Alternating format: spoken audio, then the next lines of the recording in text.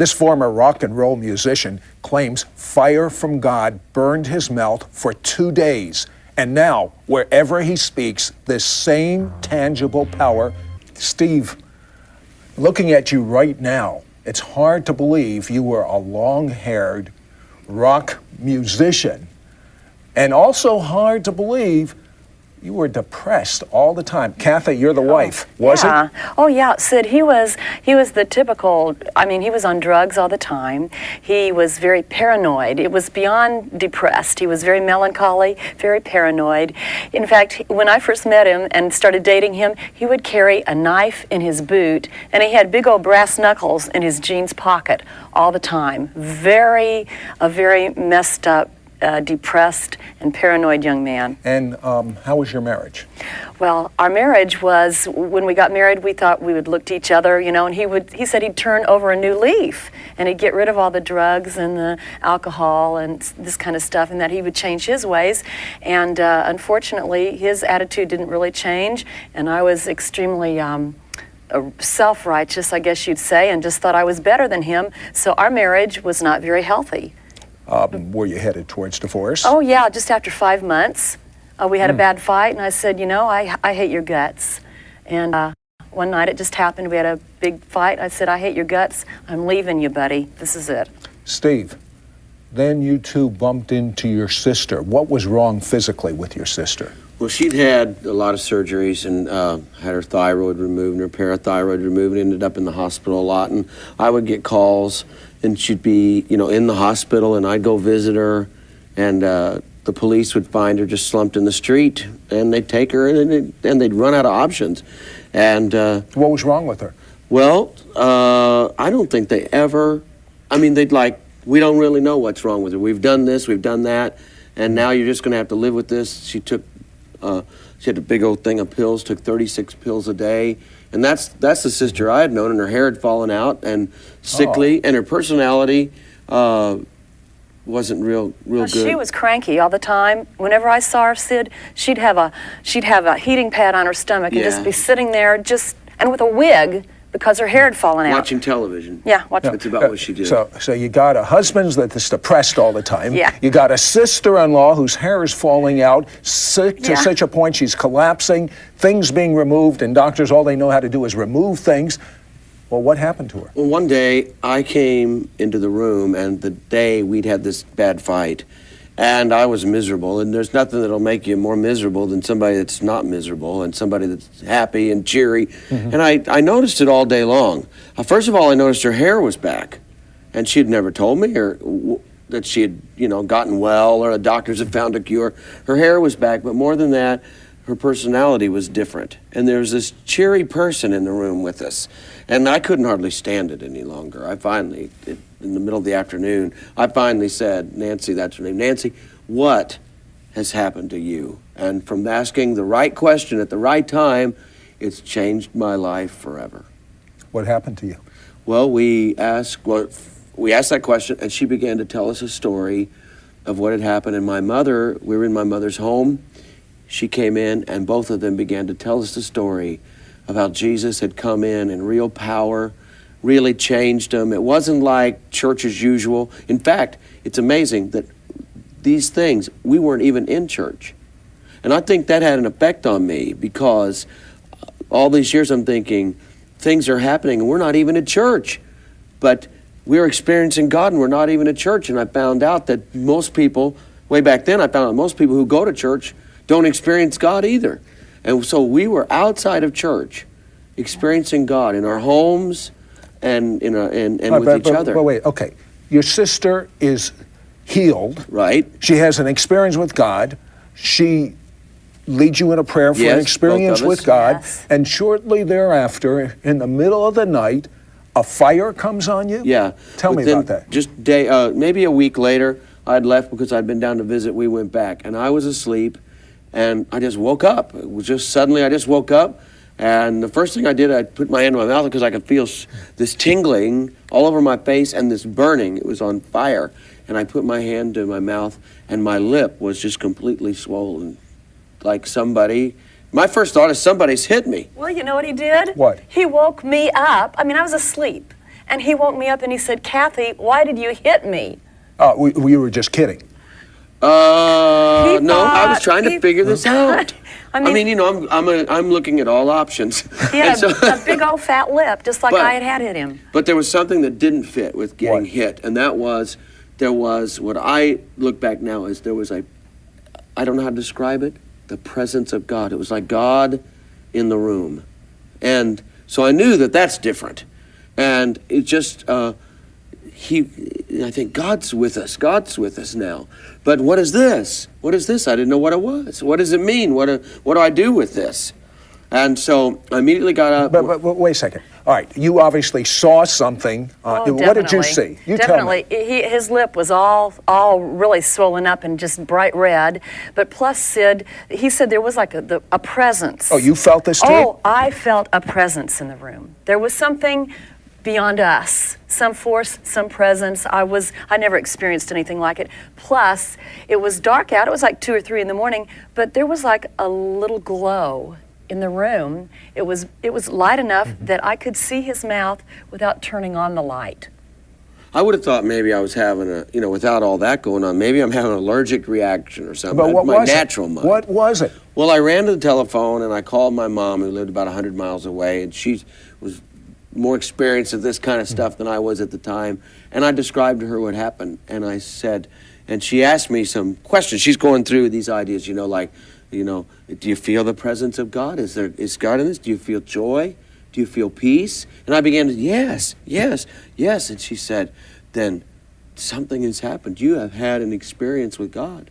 And we got to find out what it was. And I still wasn't sure what had happened. And a week later, then we went to a meeting, met someone there. It was a meeting where they were praising and singing. And there was a person there. I thought, maybe they know. I went up, told them the whole story. And they said, don't you know what happened to Isaiah the prophet from the Bible? Bible days, and I wouldn't even put together something me with a Bible days prophet person. And they said, God took a coal, the angel of the Lord took a coal from the altar and put it on his lips. And from that point on, he was sent by God. And when I heard that, I thought, that's it. That's what's happened to me. God has touched my lips. That's all. That is God amazing. touched my lips. But were you afraid at all? No. There was too much. It was peaceful and powerful There was too at much. the same time. There was too much of him. Yeah. There was too much of him. There was too much of his presence to be afraid. But of course, you deduct from that, and I did I'll probably run out to the corner and start preaching these magnificent sermons right away because God has touched my mouth. Coal went in your mouth from what you told me. Yeah. And so you think that right away that's going to happen. And I should know better. It didn't work that way at all. Okay. I needed training. I needed experience. 14 years ago, you were at a crossroads. Yeah. Tell me about it. I was at a crossroads where I was offered a church in a large city, and I was offered this church in a town of 532 people that had no congregation, had been closed for 4 years. It was dingy. It needed to be painted. And naturally, I didn't want it. Who in their right mind would start a church in a town that looks like this and a town this size? So I'm out of there. And those people that owned the building, it was a historical site, going to be torn down, came to me 3 times and said, would you be our pastor? And I thought, I'm not going to get messed up with this bunch. So I told them no, and they asked me again. I said no. And the 3rd time they said, look, we will give you this church. We'll give you the building. There's pews, there's a little kitchen. We'll give you the land if you'll just take it and do anything you want. But it's empty and the town's only 500 people. And I was out of money. So, you got to think about your income. Kathy, what'd you think about this little deal? Well, I didn't like it at all. I was We were embarrassed. We thought we had a big city ministry anyway. We just had always thought that. And what are we doing in this little tiny cornfield town? So how'd you end up in this cornfield town?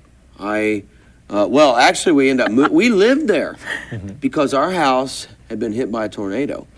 And we had no place to live. So this whole thing kind of started in a whirlwind storm. Yeah. And so I moved to this quiet little town, not to be a pastor, but to travel and come back to this quiet, secluded little town. That's why I was there. I didn't even know this church existed on the other side of the town. And so they offered it to me, and I wasn't interested at all. But I ended up being the pastor there of a no-people church because I said, I'll pray about it. And you know what? I really Did you pray about it? I did out of guilt, not out of interest. I only felt guilty. If you say you're going to pray about something, my heart said you ought to pray about it. So you did a religious thing? Yeah.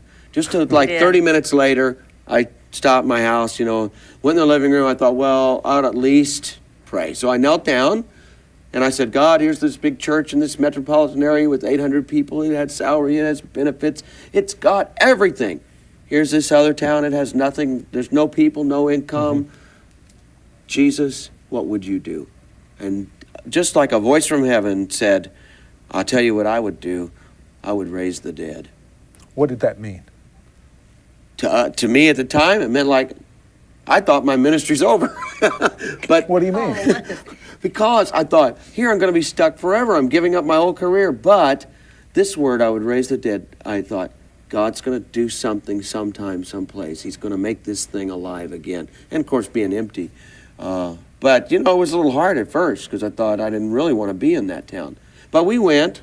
We took a little PA system in with us and stuck a sign out in the yard, said Church Thursday, and we eventually painted it up, and it became what would be considered in a town of 532 people a good church. Maybe we had 180 people coming there. And so it was deemed successful. So, 12 years later, no one's raised from the dead. It's a nice little church, but there isn't that presence of God. I mean, with such supernatural things that happened to Steve and Kathy Gray, he got so depressed. Come on back after this word, and you're going to find out how the dead were raised.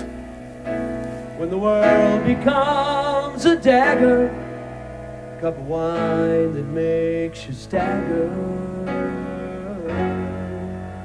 well, it's just another trial of your faith.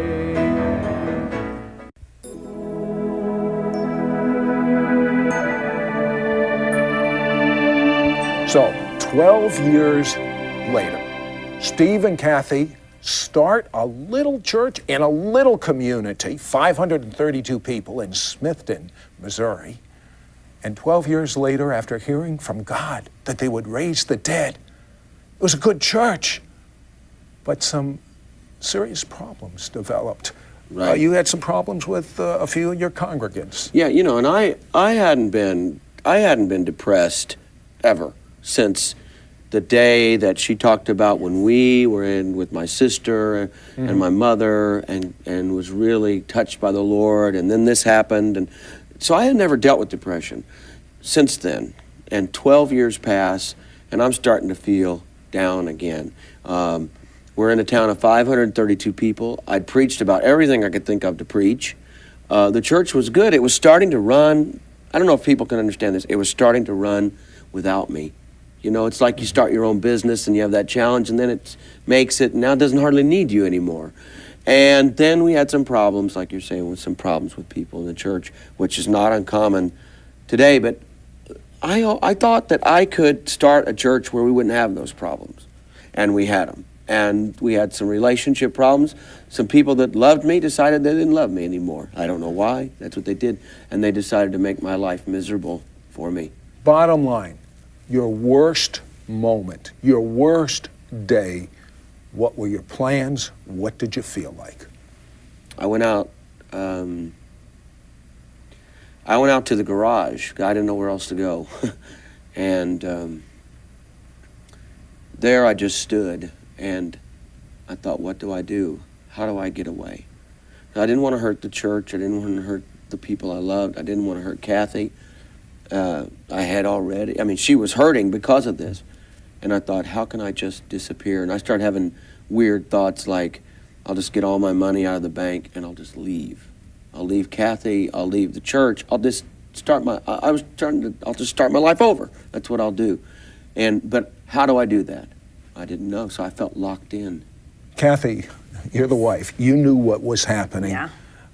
Describe what this man was going through. Well, he was the type of guy, he could always bounce back. He'd always could come back with a plan and always remain optimistic and hopeful and keep pressing in. This time, Sid, he lost it all. He had no hope left. He became totally broken, like crushed. I'd never seen him like that, just a crushed heart, like there was no heart left. and he began to just like weep all the time. I would find him, I'd go in the other room and find him just weeping and crying, and he just lost hope. Hope was gone, and a crushing had come. I mean, when betrayal happens to you, you don't even know how to handle it. And that's what had happened to him. He lost his bounce. He couldn't cope with life. Did you realize that he might not only leave the ministry, but he was fighting for existing? Oh, he was. I think, Sid, honestly, if he could have just left the face of the earth and stopped living, I think that would have... Yeah. Isn't that true? Yeah. I think without hurting if anybody. he could have found a way without hurting me and our daughter and some close friends and family, I think he probably would have just wanted to disappear. Okay, you suggested to him to kind of get away. There was a revival meeting in Pensacola, Florida, and you suggested that he go to the Brownsville Assembly of God Church, not so much to even go there, but just as a good excuse to get away. Yeah. You liked the idea. You went there. What happened next? I drove because I thought, I'm just going to hit the road. You know, that old feeling of the long, winding road. So I hit the road and drove down there. And I wasn't interested in the revival at all because I was so hopeless. I didn't even want to be around church people, you know. But I was there, and I was going to just shut myself up in a hotel and try to find my life again and pray and pray and pray. And I thought, but I got my evenings free, I go. So as I was there, I began to see this movement of God and to see these happy people and to see, and in what I believed was genuinely a move of God. I did not believe it had anything to do with me at the time. But I believed it was real, and I was glad for them. But there was no connection at that time between what I saw and what I needed. You were still headed out, even though they were having a good time, but something happened. Yeah, something changed. What happened? Well, first, I had an experience that seems kind of light to a lot of people, but I had the experience of...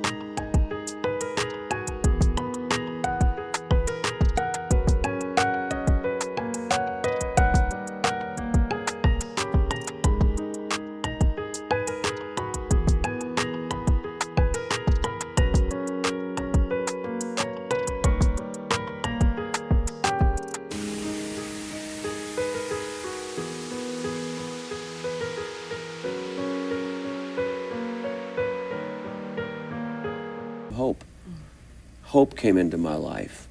And you don't know what that means. When you've lost hope, and there's people, you know, listening that lose hope. When you lose hope and hope comes back, that's a major time in your life. And hope came in. I can't explain it. I don't know where it came from, but I've been praying for 3 days and getting nowhere. Suddenly, it just broke in, and it just went, just like if it started raining over me right now, and you just see it come over me like that. And hope just came over me. And when hope came over me, I went back into church that night, which I wasn't interested before. And I was watching, and all of a sudden I realized, I'm thinking like a pastor again. I'm thinking, oh, that was good. Hey, that's a good idea. And I caught myself. I thought, life is coming back into me. And so this went on, and I went up and I sat in the balcony, and the voice that I told you about where it said, I would raise the dead, 12 years had passed. I had not heard that voice. Right. And I was sitting there, and I heard the voice say, I want you to have a revival. And you said yes. No, I said no. Because No! I did. Well, you know, people in the Bible, it seemed like when they really got the opportunity, they always backed down, and that's what I was doing. I said no, because... But this is what you were praying for 12 years. This is what this fire went on your lips for. I couldn't do it. I just felt I couldn't do it. I thought, my strength is gone, my ministry's gone, I'm in no shape. I felt like I was beat up by everything that Christianity could beat up, a church could beat you up, people beat you up. I was so beat up, I thought, I cannot do it personally. It's not that I didn't want to do it, not that I wanted to be rebellious. I looked at myself and said, God, I cannot do this. I don't have it in me anymore. So I was trying to get out of it. The next day I showed up in the service. I sat down.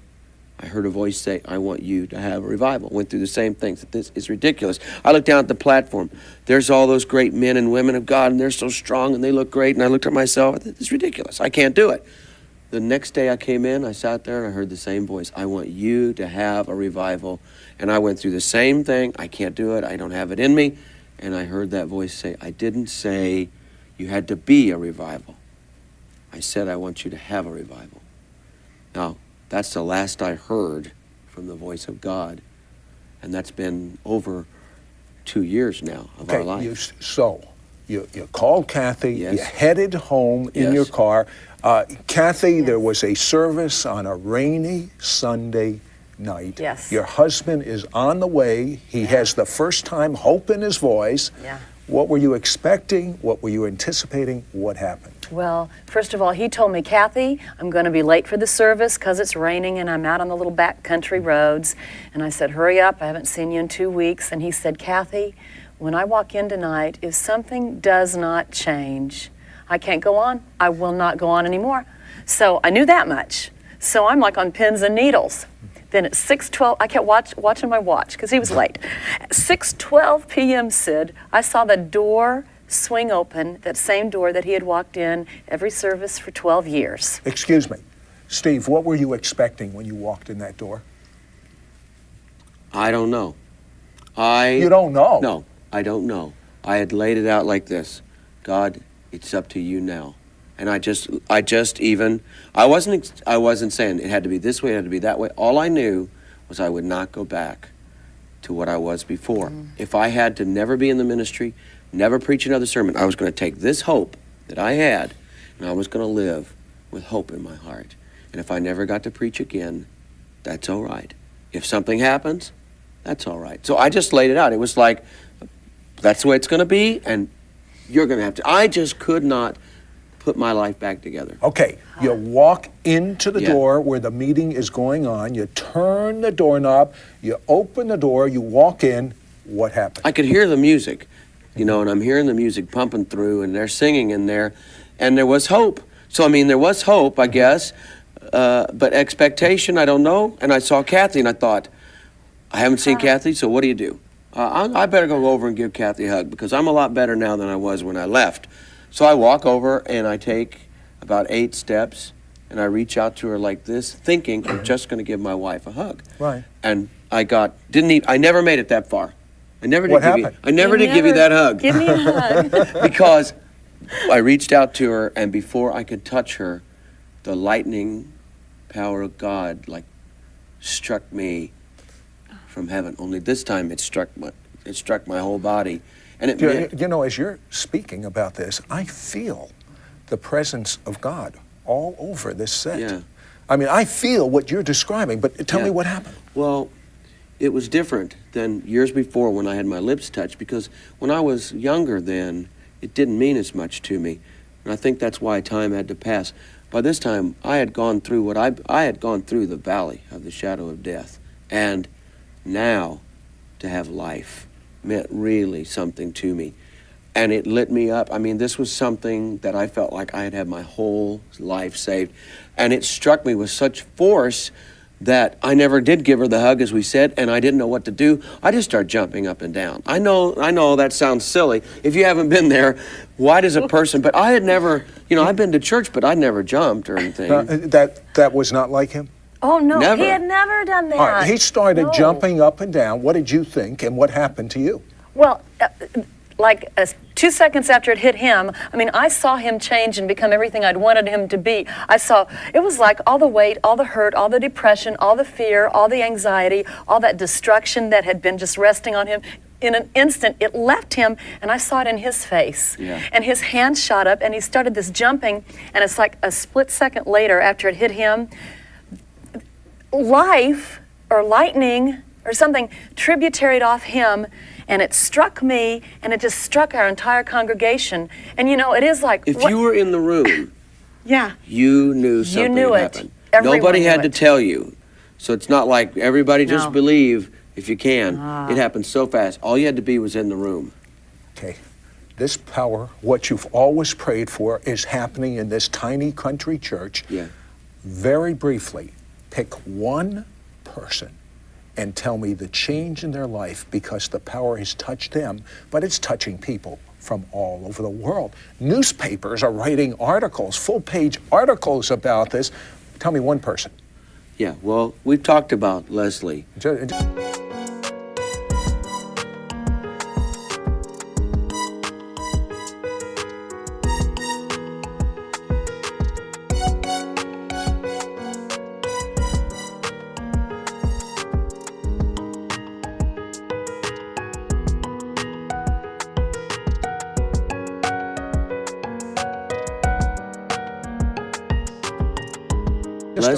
Leslie was a person preoccupied with death. Yes.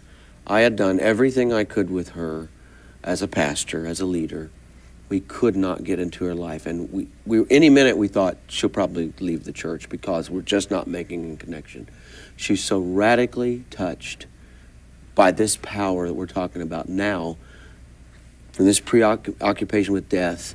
Now she has an occupation with life. Yes. She prays for thousands of people at the Smithton Outpouring now. Thousands come, and when she prays for them, that power goes from her, and they are changed. Yes. Many people come to her specifically Radical. for You prayer. know what you Yeah. didn't do? You didn't do it. You didn't give her that hug. Yeah. Will you give it to her Yeah, now? Here, after all these years. No. And I Lord. pray for you. I pray that supernatural hope Yes. in the name of Jesus would come right through this television or this video and would literally tangibly touch you.